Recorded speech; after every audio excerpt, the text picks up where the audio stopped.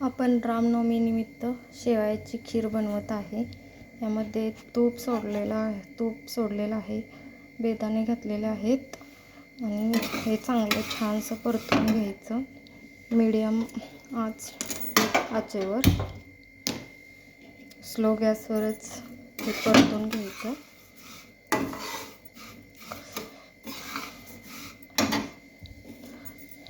नंतर इथे बेदाणा, नंतर काजू, बदाम, वेलची, इथे साखर घेतलेली आहे. हे आता छानसं परतून झालेलं आहे. यामध्ये हे बारीक केलेले, हे छोटे छोटे तुकडे केलेले आहेत. हे छोटे छोटे तुकडे, वेलची वगैरे सगळं आपण यामध्ये ओतून घ्यायचं. छानसं परतून घ्यायचं. गॅस खालून स्लो करायचा, एकदम स्लो ठेवायचा.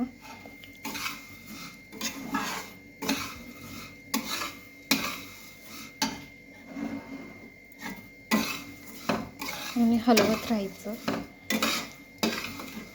फास्ट गॅसवरती भाजला की शेवया करपतात.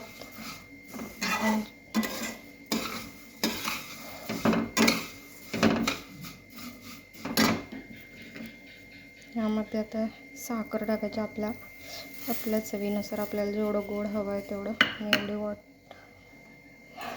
टाकलेली आहे. साखर ही आताच टाकायची आणि नंतर गरम करून एकदम उकळून घ्यायचं दुधाने. नंतर टाकायचं, नाहीतर खीर फाटते, खराब होते खीर.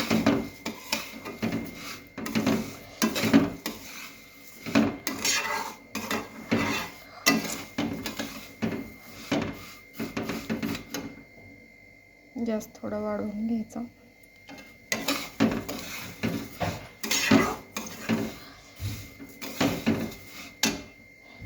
चवीनुसार तुम्हाला हवं तसं तूप कमी जास्त तुम्ही टाकू शकता.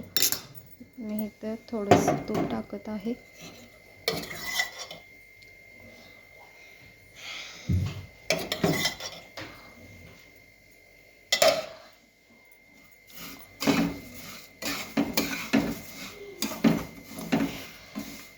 छान असं परतून झालेलं आहे.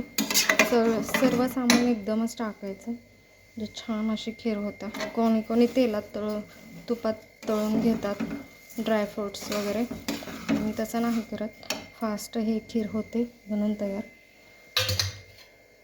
आता मी इथे दूध गरम करून घेतलेलं आहे, ते आपण ओतून घ्यायचं.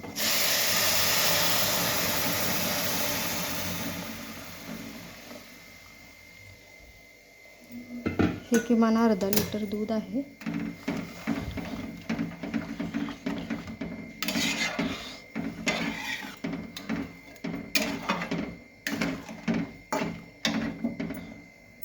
आणि गॅस वाढवून घ्यायचा आणि एकसारखं ह्याला ढवळत राहायचं.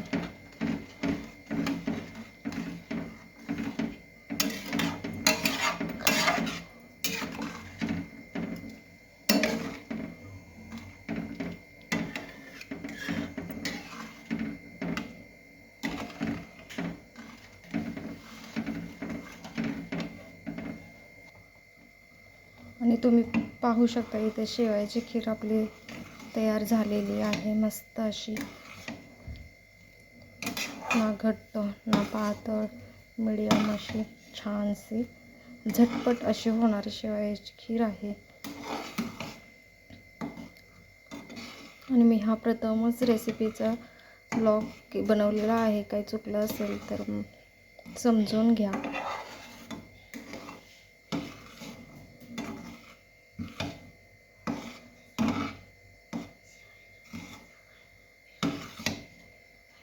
रामनवमी निमित्त शेवयाची खीर बनवलेली आहे. प्रथमच ब्लॉग बनवलेला आहे रेसिपीचा.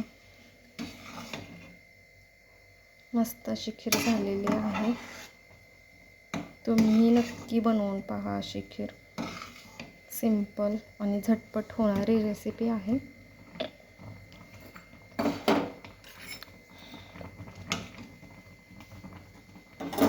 आपण गॅस बंद करून घेऊया आणि या वाटीत काढून घेऊया. मस्त अशी शेवयाची खीर झालेली आहे.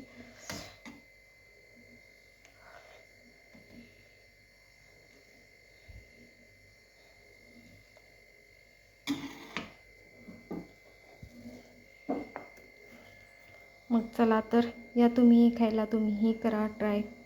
झटपट अशी शेवयाची खीर पाहू शकता तुम्ही. Okay bye.